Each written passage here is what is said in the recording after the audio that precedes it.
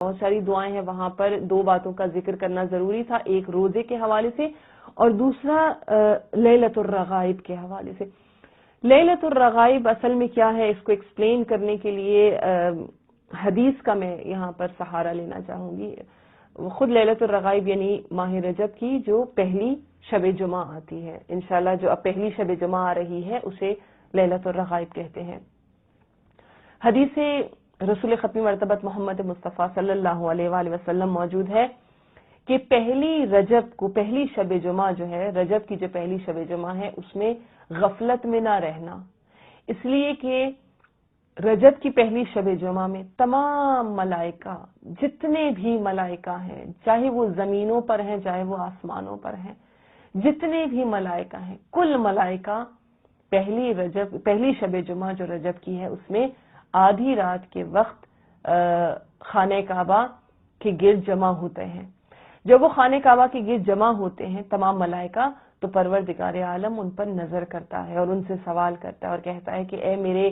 فرشتوں، اے میرے ملائکہ، تم کیا چاہتے ہو، تمہاری کیا حاجت ہے؟ تو وہ کہتے ہیں پروردگار عالم، ہماری یہ حاجت ہے، ہماری یہ درخواست ہے کہ تو رجب کے مہینے میں جو رجب کے مہینے کے روزے دار ہیں تو ان کو بخش دے۔ یعنی تمام فرشتے، جتنے بھی فرشتے خلق ہوئے ہیں آسمانوں اور زمینوں میں اور جہاں جہاں خدا نے انہیں اپوائنٹ کیا ہے، وہ تمام کے تمام جمع ہو جاتے ہیں اور ان تمام کی ان کا جو ایک گیدرنگ ہے، ان تمام کی ایک ہی درخواست ہے، ایک ہی خدا سے دعا ہے، اور وہ کیا کہ پروردگارہ تو ماہ رجب کے روزے داروں کو بخش دے۔ تو اللہ کے رسول فرماتے ہیں کہ خدا فرماتا ہے کہ میں نے تمہاری اس درخواست کو قبول کر لیا، میں رجب کے روزے داروں کو بخش دوں گا۔ یہاں پر ایک بات آپ کی خدمت میں عرض کر کے اور پھر لیلۃ الرغائب کے اعمال کی طرف آتی ہوں کہ حل جزاء الاحسان الا الاحسان، احسان اور نیکی کی جو جزا ہے وہ نیکی کے علاوہ کچھ نہیں۔ ہماری استاد کہا کرتی تھی کہ بہتر ہے کہ ہم لیلۃ الرغائب میں ان تمام کے تمام ملائکہ کا شکریہ ادا کریں۔ کیوں شکریہ ادا کریں؟ کہ اس لیے کہ انہوں نے جمع ہو کر رجب کے مہینے میں روزے رکھنے والوں اور رجب کے اعمال کرنے والوں کی مغفرت کی خدا سے دعا کی ہے۔ تو ہمیں ملائکہ کا شکر گزار ہونا چاہیے، ہمیں ان کا شکریہ ادا کرنا چاہیے۔ تو لیلۃ الرغائب یعنی رغبت کرنے والوں کی رات، یعنی جو خدا کی طرف متوجہ جو لوگ ہوتے ہیں ان کی رات ہے۔ اللہ کے رسول فرماتے ہیں کہ پہلی شب جمعہ سے غافل مت ہونا۔ یوں تو ہر شب جمعہ میں ہمیں کوشش کرنی چاہیے کہ انسان خدا کی طرف متوجہ ہو، لیکن خاص طور پر پہلی شب جمعہ کی بے حد تاکید ہے۔ اس لیلۃ الرغائب کے حوالے سے جو اعمال کا ذکر ہے، خاص طور پر ایک نماز کا ذکر موجود ہے، لیکن ضروری ہے کہ انسان کوشش کرے، پھر وہی بات ہے جن کے لیے پاسبل ہے کہ وہ پہلی جمعرات کو روزہ رکھیں اور اس کے بعد شب کو جو اعمال ہیں اور خاص طور پر جو نماز ہے اس نماز کو انجام دینے کی، اس نماز کو پڑھنے کی کوشش کریں۔ اس نماز کے حوالے سے اللہ کے رسول فرماتے ہیں کہ جو اس نماز کو ادا کرتا ہے، اور ظاہر نماز کی تفصیل مفاتی میں موجود ہے، جن کے پاس مفاتی نہیں ہے بہرحال انٹرنیٹ پر بھی اگر آپ جائیں گوگل پر سرچ کریں، یہ تمام چیزیں اب اویلیبل ہیں، موجود ہیں۔ اللہ کے رسول فرماتے ہیں قسم ہے اس خدا کی جس کے دست قدرت میں میری جان ہے، اس نماز کو پڑھنے والے کے تمام گناہوں کو خدا معاف کر دیتا ہے، اگرچہ وہ پہاڑوں کے برابر ہی کیوں نہ ہو، اگرچہ وہ ریگستانوں کے سنگریزوں کے برابر ہی کیوں نہ ہو، اور وہ درختوں کے پتوں کے اور دریاؤں کی جھاگ کے برابر ہی کیوں نہ ہو۔ یعنی یہ ہمیں بتایا جا رہا ہے کہ بعض اوقات یہ مایوسی شیطان ہمارے اندر پیدا کرتا ہے کہ اب تو میں اتنی گناہ گار ہوں، میں نے اتنے گناہ کیے ہیں، تو اب میری تو بخشش کی کوئی امید ہی نہیں ہے، میں نے تو بس جہنم میں جانا ہے۔ نہیں، ہمارے اندر وہ امید پیدا کی جا رہی ہے اس خدا کے حوالے سے کہ جس کی رحمت اس کے غضب کے آگے چلتی ہے، کہ اللہ کے رسول فرماتے ہیں کہ اگر کسی انسان کے اتنے گناہ ہیں جتنے درختوں کے پتے اور دریاؤں کی جھاگ، اور اس کے علاوہ پہاڑ بلند قامت پہاڑوں کے برابر بھی اگر اس کے گناہ ہیں، تو اس نماز کو شب جمعہ، پہلی شب جمعہ رجب کی جو یہ نماز ادا کرتا ہے، پروردگار عالم اس کے گناہوں کو معاف کر دیتا ہے۔ اور پھر یہاں سے یہ بڑی ہی دلچسپ حدیث ہے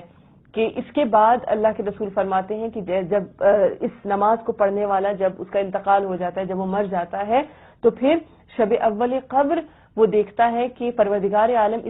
اس نماز کو بہترین شکل و صورت میں اس کی قبر کی طرف خدا روانہ کرتا ہے، اور یہ بہترین شکل و صورت میں اس کی قبر میں آتی ہے اور صاحب قبر سے کہتی ہے کہ مبارک ہو تمہیں کہ تمہیں نجات مل گئی۔ تو صاحب قبر کہتا ہے کہ میں نے آج تک تم سے زیادہ بہتر چہرہ نہیں دیکھا، تم سے زیادہ میٹھا کلام نہیں سنا، اور تم سے بہتر کوئی خوشبو نہیں سونگی، تو تم کون ہو؟ یعنی اتنے بہترین انداز میں خدا نماز لیلۃ الرغائب، صلاۃ لیلۃ الرغائب کو بھیجتا ہے۔ تو یہ پوچھتا ہے کہ تم کون ہو کہ جو اس وقت میری قبر میں موجود ہو؟ تو یہ کہتی ہے کہ میں تمہاری فلاں سال میں رجب کی پہلی شب جمعہ جو تم نے نماز پڑھی تھی، میں وہ نماز ہوں، اور خدا نے مجھے بھیجا ہے تمہارا حق ادا کرنے کے لیے۔ میں وہ نماز ہوں جو آج تمہارا حق ادا کرنے کے لیے یہاں پر آئی ہوں، اور میں تمہارے ساتھ ساتھ رہوں گی یہاں تک کہ قیامت کا دن آ جائے گا، اور میں قیامت کے دن تم پر اپنا سایہ کروں گی اور تمہیں نجات دوں گی۔ اور اسی طرح اب تمہاری قبر میں تمہاری تم تنہا نہیں ہوں، میں تمہاری تنہائی کی میں تمہاری مونس اور غمخوار ہوں۔ اس قدر یہ نماز عظیم اور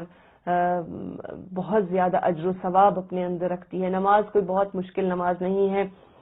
12 رکعت نماز ہے، نماز مغرب اور عشاء کے درمیان پڑھنی ہے، اور حمد کے بعد 3 مرتبہ اس میں سورہ قدر ہے، اور اس کے بعد 12 مرتبہ سورہ اخلاص ہے، اور جب نماز ختم ہو جائے تو پھر ایک تسبیح ہے 70 مرتبہ پڑھنی ہے، پھر سجدے میں جانا ہے سبوح قدوس رب الملائکۃ والروح، یہ 70 مرتبہ پڑھنا ہے، پھر اٹھ کر ایک تسبیح 70 مرتبہ پڑھنی ہے، پھر سجدے میں جا کر 70 ٹائمز کہنا ہے سبوح قدوس رب الملائکۃ والروح، اور اس کے بعد اپنی حاجتوں کو خدا سے طلب کرنا ہے۔ حاجات بھی، دعائیں بھی پوری ہوتی ہیں، لیکن اس سے بڑھ کر یہ ہے کہ یہ نماز گناہوں کو بالکل ختم کر دیتی ہے، گناہوں کی مغفرت کا سبب بنتی ہے، اور اسی طرح انسان کو مرنے کے بعد اس کے کام آتی ہے۔ اس نماز کی ادائیگی سے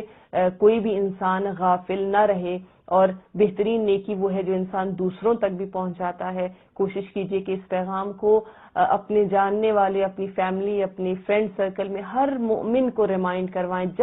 جس مومن کو آپ اس نماز کا بتائیں گی، اور جب وہ یہ نماز پڑھیں گی، یقیناً اس ثواب میں آپ بھی